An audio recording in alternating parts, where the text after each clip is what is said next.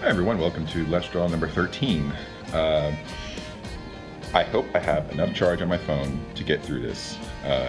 If not, I can just, through the power of editing, I will have to record the rest of it, if my phone does die later. Hi all, welcome. Welcome to all those who are new subscribers from San Francisco Comic-Con.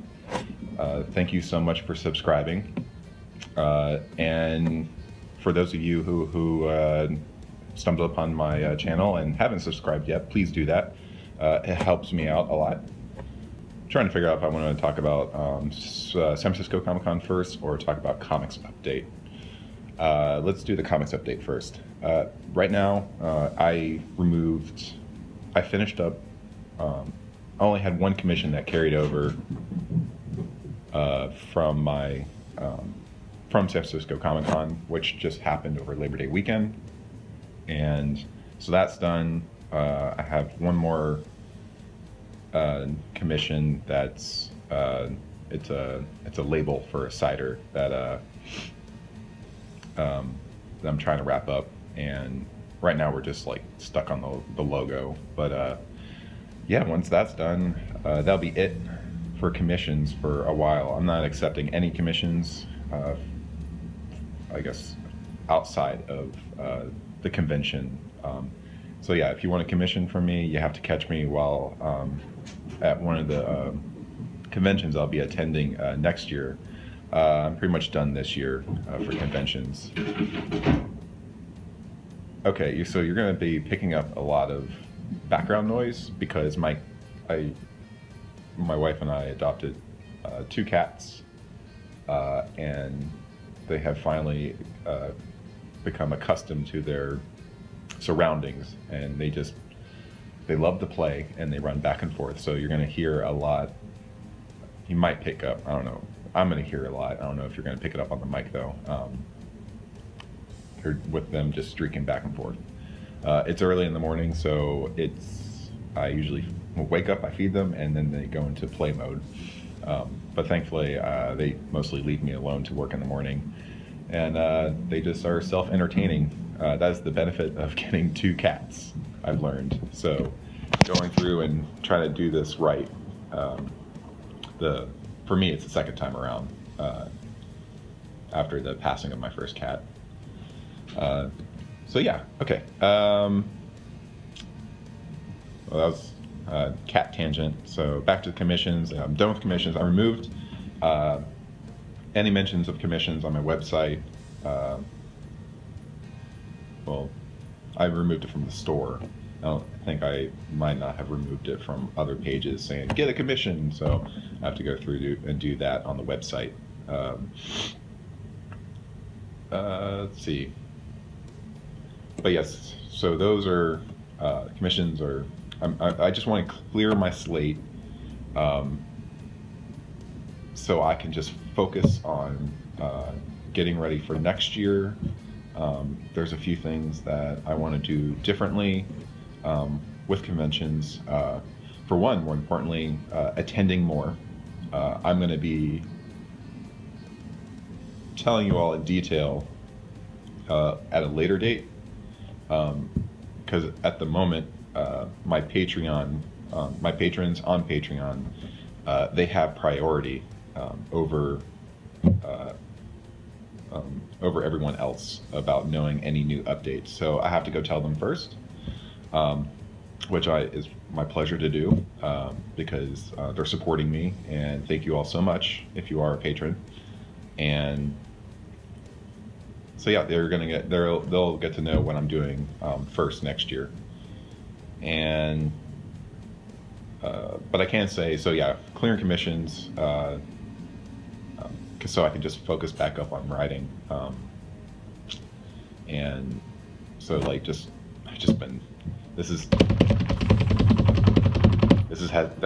sound was me, has been me in the morning, just typing away. I'm still on, where am I at for this? I have to undo what I just did. Okay. I am still in character development. I'm still writing about my protagonist background. The whole point of writing a background is to getting to know the character. It's fun. It's all I have to do is pretty much it's just my brain is just sort of throwing up ideas, and I'm not worried about grammar. I mean, you're all not going to see it. This stuff is just from my own notes, and I love writing like this, automated writing, just because I like coming up with weird scenarios and tangents, and these are just like little vignettes that I'm creating for my character, just for my own notes. So I went through how it was recommended. Might have already mentioned this before, but I'm reading Sid Field's script writing. Oh, that did not sound confident at all. I don't know. I know it's Sid Field, SYD, and then Field. I think it's script writing or screenwriting. But so I'm pretty much. I read this book in the past, way back in school, going through rereading it again, just taking my time though, trying to absorb the knowledge a little bit better, and it's actually it's good to go back and like reread stuff for sure, just because so many things went over my head, and especially in the school setting when they're just trying to like quickly just pump like the students with knowledge, and it's not a lot of time to process it. I mean, I'm a slow burn. I'm still learning, and I think I can remember a lot of the stuff that's taught, but usually it doesn't click until down the line. So yeah, Sid Field, he has right now. I went through. There wasn't really too much structure to it. Like it's just been a lot of automated writing, seriously. And it's a fantasy world, so I'm trying to create my parameters of this world, and it's just automated writing is really just before I could even get into the character. It was part character, and then it was, it's part. No, you don't know. I know.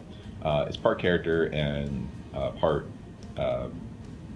world building at the same time.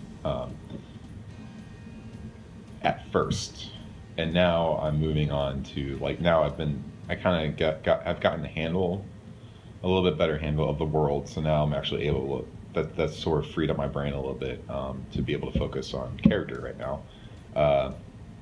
And so yeah, I went through.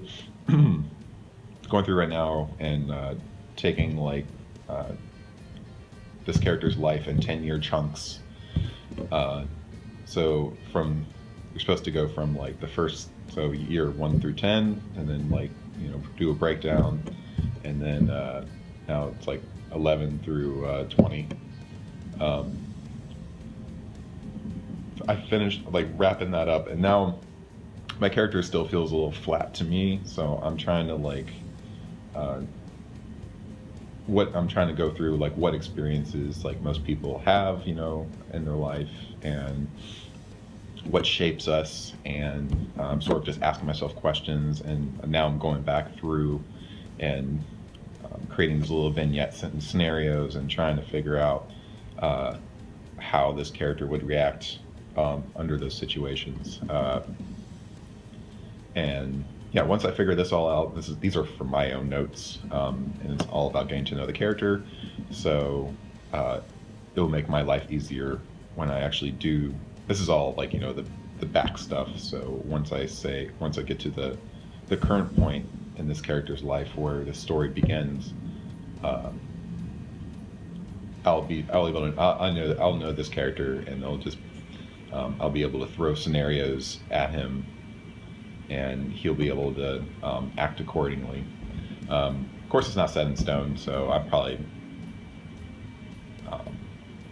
learn new things as I go and have to tweak it. But yeah, I just want to make sure this I'm really just trying to do an okay job. I'll be happy with okay. Going for a C plus here, just because this is still new for me, writing, but now that I'm taking my time with it, it's enjoyable, for sure. And yeah, just looking forward to this. I don't want to rush through it because I'm afraid. Excuse me. Especially the writing part, because I'll push myself. Pretty much actually what I see in when working on I've honestly, we've gone through some failed unannounced video games at my current work, and it's been interesting watching those, like why didn't those projects do well, and because they had some cool aspects to them, but the structure of it just wasn't there, the planning. And I've seen how quickly things can get lost, and like how it's a half-baked product if people like the higher ups on those games were kind of just pushing things through the I guess they're goal gates or whatever. Yeah, they're just pushing the info through, or not info, just pushing things along when they didn't have a plan for certain things that they should have had a plan for. And I guess they were just hoping that, you know, that it would have been figured out along the way, but it didn't work out like that. So that's what my fear is, if like, and I just don't want to push through these like goal gates, whatever. I guess that's what I'm calling it. Just to make sure like this is a solid product. At every aspect along the way. I just wanted to do this right. Hopefully that was a reasonable example. So yeah, that's the comics.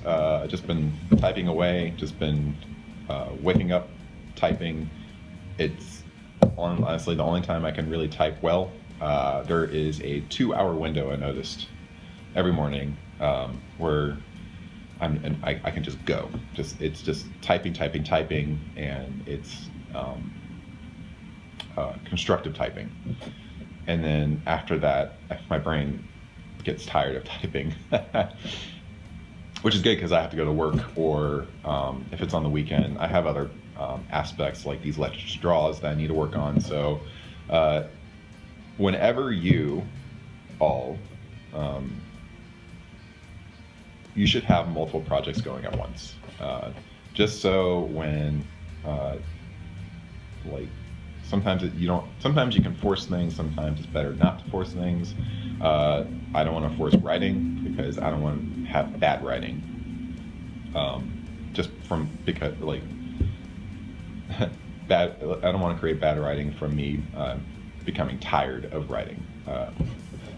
So I have, like I said, I have my Let's Draws. I have other projects that I'll let you all know going on. But the patrons, they get to hear it first. So yeah, let's see, San Francisco Comic-Con. That was a great show. It was the first year. We don't have too many conventions in San Francisco proper. It is an expensive city. I think that's the issue. It's just an expensive city for the people who run conventions, for them to like, it's just for cost, like just to go through it. I heard like, since I was tabling, thankfully it's the first year, so tables were super cheap. The tables were $75 for a 3-day. Usually tables on a cheaper side are $150 in Artist Alley, and then on average though they're going to become $300 at your bigger shows. And And then of course like a big exhibitor booth at those big shows, I think might be around 600. You can see how the scaling and cost goes up real fast. And oh man, technology, I hate it. I love it and I hate it. I think I just like went on, I recorded 15 minutes and then I think it just cut off like 5 minutes of recording. Great. Let's say. So I had to go back and listen to like where I left off, and I was just talking about, let's see, picking up where I left off, how expensive the show was, talk back. Anyway, okay. Reset, doing this over again. Where am I at? Okay, so yeah, did really well at the show, and now I'm paranoid. I'm looking over at my recorder and be like, "Are you recording? Are you recording?" Yeah. Okay. Yeah. So I don't know. Whatever. I'm just gonna repeat. My profits were greater than all my past shows combined, which is really great. I'm seeing. I'm just seeing this. It's. I mean, I've done multiple conventions in the past. I mean, no more than 1 or 2 a year, but still conventions, and there's still an evolution to it. And the only reason why I haven't done so many conventions is because I was just trying to. Before they were a loss. I was in the red.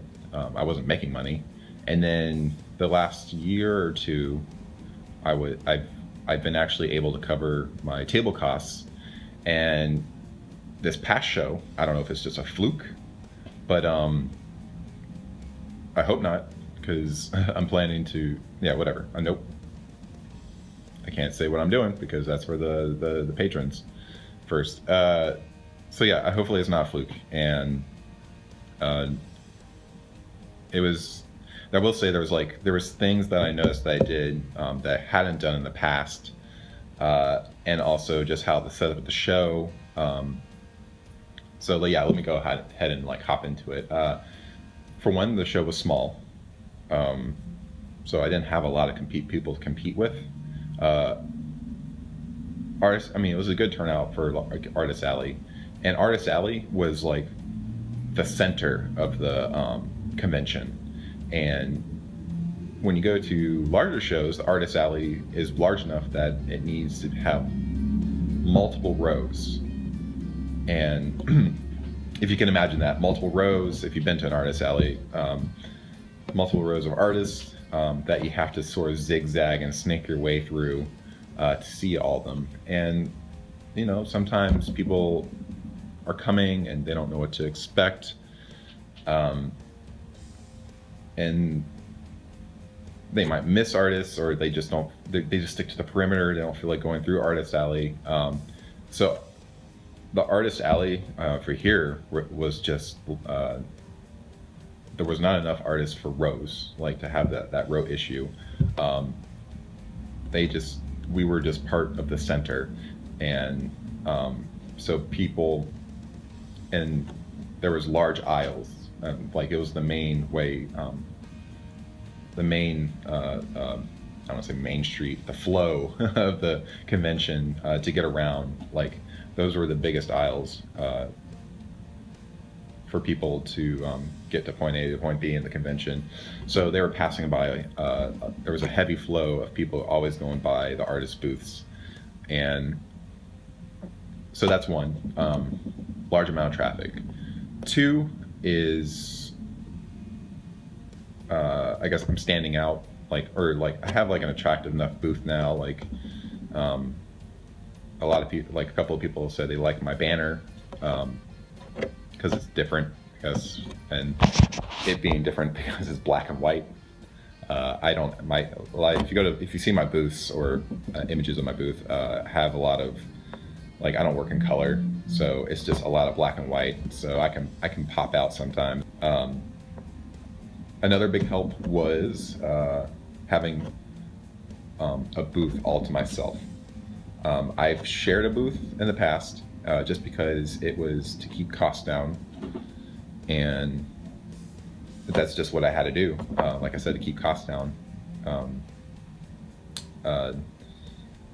But now I'm seeing that I need to not do that anymore. It's nice having like company, because if usually when I'm sharing a booth, it's with a friend and just makes the show go faster. Or not faster, just more enjoyable.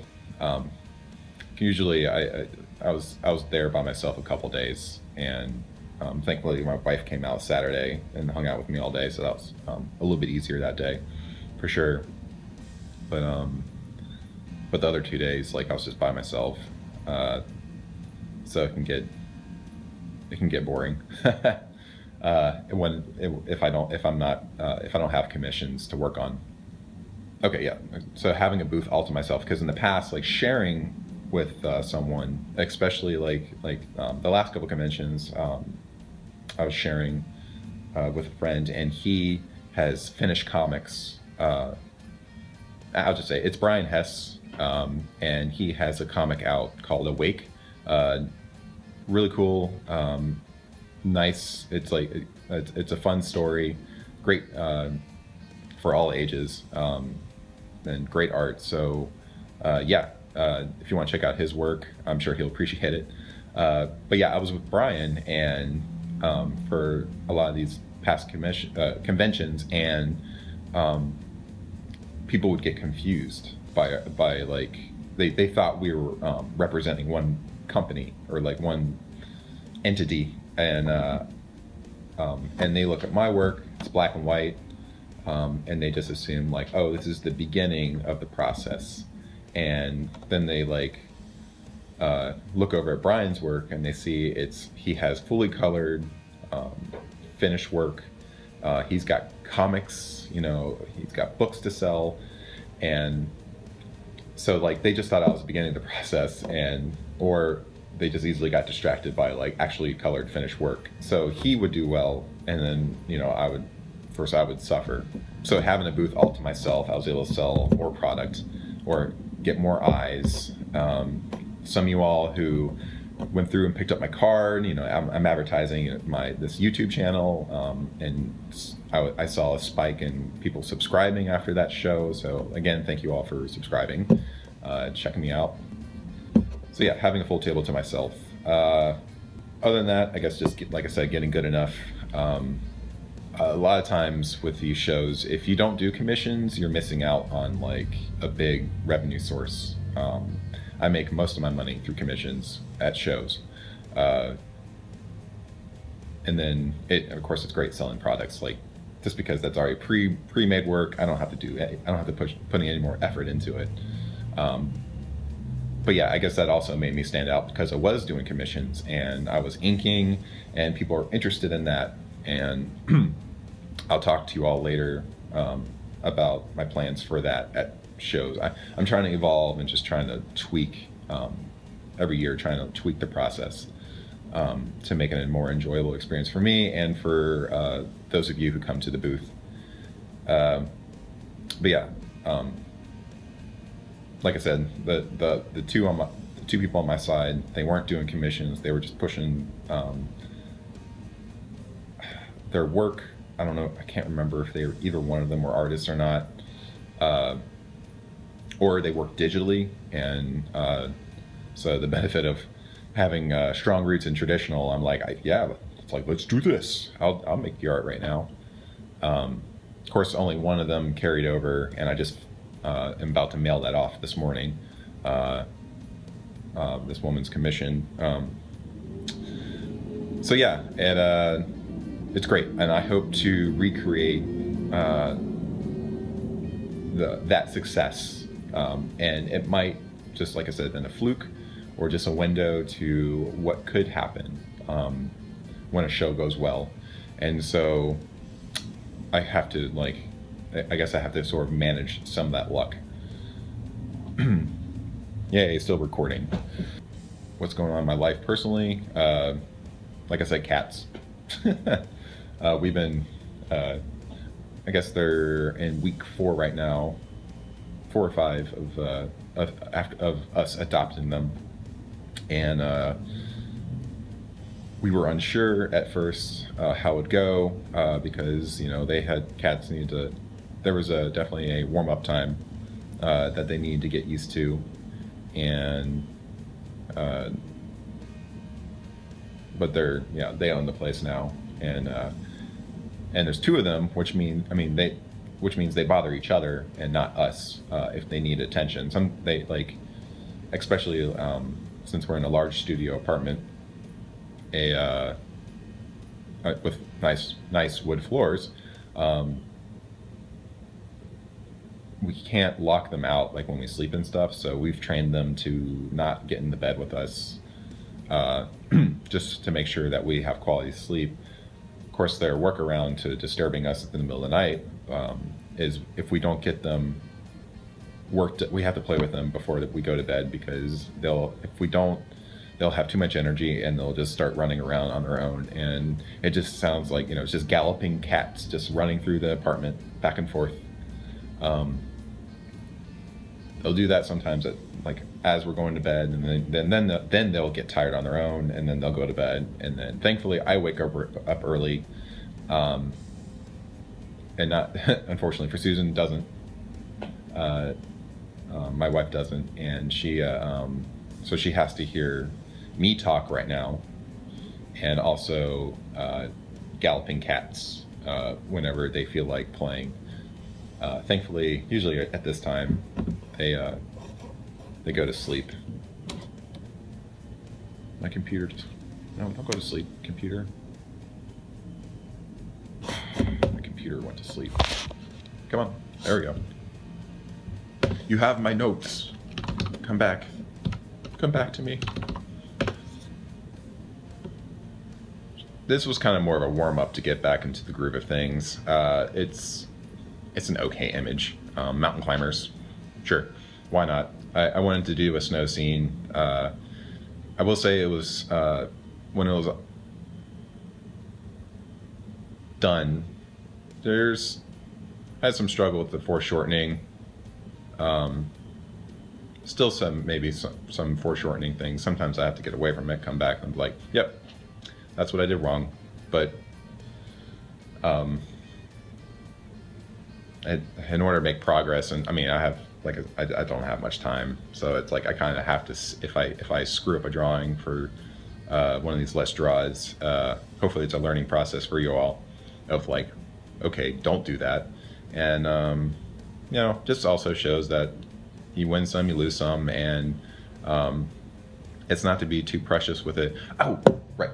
I was getting one of the things I was talking about before the video cut out on me.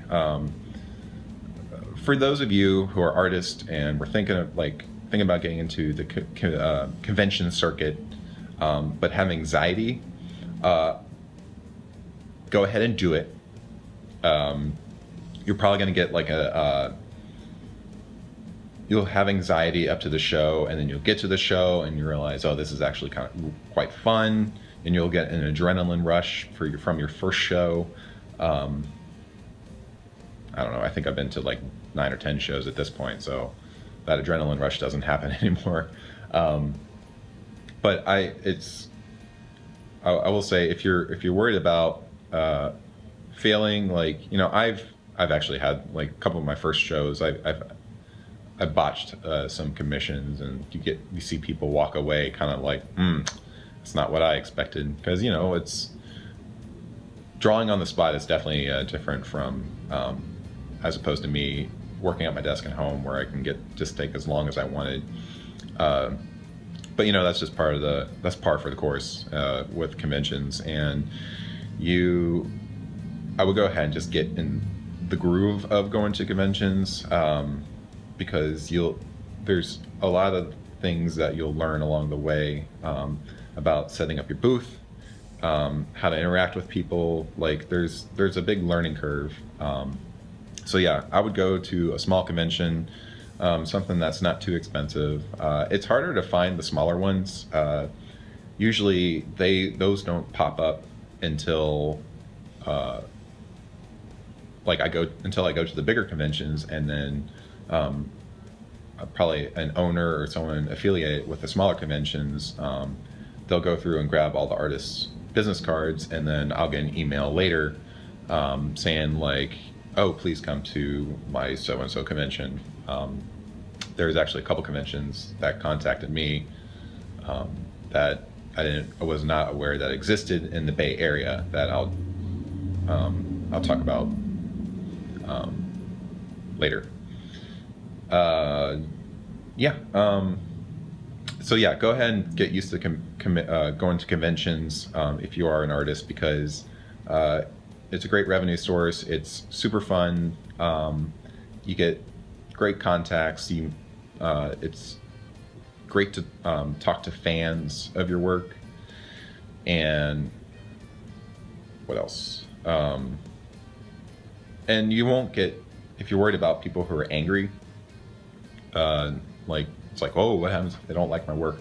In general, most of the people going to conventions are in just a fun, positive mood because they're at a comic book convention. So very rarely you're going to get someone who's like just like grumpy. So yeah, I would just for wrapping this up, just get used to it. It's fun. Go for it. And if you do, yeah, shoot me an email. Let me know how it went for you. I might have some suggestions for tabling. I've been doing this, like I said, only 1 or 2 conventions a year. Next year, I have a lot more, and I'll let y'all know about that. Yeah, so I'm gonna wrap this up. This is Let's Draw number 13. I did not record this for the arts side of things. I did add tone to the final image that you just watched, and it's not on the video. If you want to see the final image, you have to go to robinholstein.org. The first page that you come to, you'll probably see this post, or just have to dig a little on the blog aspect of my website, of course, which I call current, because I'm not a blogger. But yeah, you can see the final toned image there, just because the image had a lot of white going on, and should have planned, like usually sometimes I plan it a little bit better and I'll do it, I'll add tone with my inks, but I had to get this, honestly, it's just had a neat deadline for this Let's Draw, so I just quickly threw down tone through the computer. So yeah, go check it out, and subscribe to my YouTube channel. You can also check out my Instagram and Twitter, and you can subscribe to my newsletter, where I create unique, I'll send you an update once a month, what's going on, and you also get a unique image that I don't share with anyone else except for when I collect it into a book at a later date. So again, thanks for subscribers, thank you for those coming from San Francisco Comic-Con, subscribing. Thank you so much, appreciate it. And thank you to my patrons. If you want to become a patron, support me more on a monthly basis, for just less than a cup of coffee a month. You can just start with $1 donations. You can go to, just look me up, Robin Holstein over at Patreon. Also go to my website, you'll see links, or down into the YouTube subscription description. I can't talk. I can type in the morning, but I can't talk in the morning. Just look at the description below, you'll see a link to my Patreon. Thank you all so much, and I hope you all have a great day, and talk to you all next time. Bye.